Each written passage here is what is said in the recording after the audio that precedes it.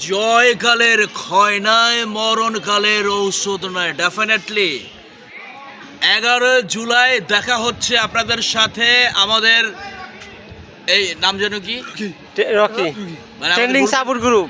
Training support group. অবশ্যই 11 জুলাই দেখা হচ্ছে। আমিও থাকছি ওনাদের প্রোগ্রামে। আর ঠিকানাটা বলে দেন। নাওজব গাজীপুর, নাওজব বাঙ্গা bridge, river view, food park.